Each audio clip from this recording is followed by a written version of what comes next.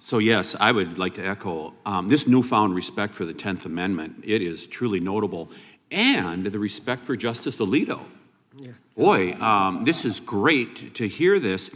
And I would just say to my colleagues on the other side, I hope you share this enthusiasm for the 10th Amendment with my colleagues over in the Natural Resources Committee.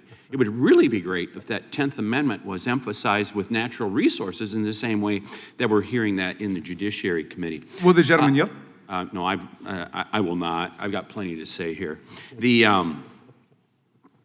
Since when have we become a country that's going to selectively enforce our laws here in the United States? I mean, that's really, to me, at the heart of this question, because there's real consequences as a result of this.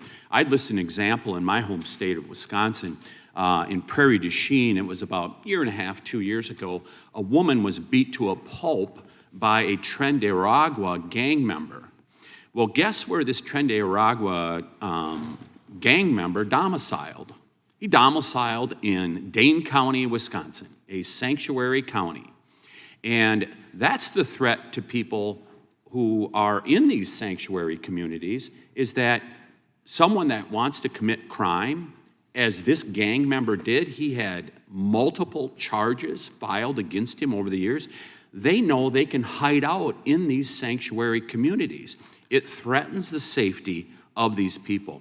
But Mr. Chairman, I would just add this. I think back, let's go in the way back machine 10, 20 years ago. How many times, I sat in the state legislature, how many times did we hear local and state officials say, it's the federal government's job to deal with this immigration problem. They've got to fix it. Well, guess what? Somebody has finally decided to fix it, and now they don't want to support those that have chosen to do something about it. And I want to make an additive comment to my colleague from California, just to my left here. Crime is down 20%, violent crime down 20% last year.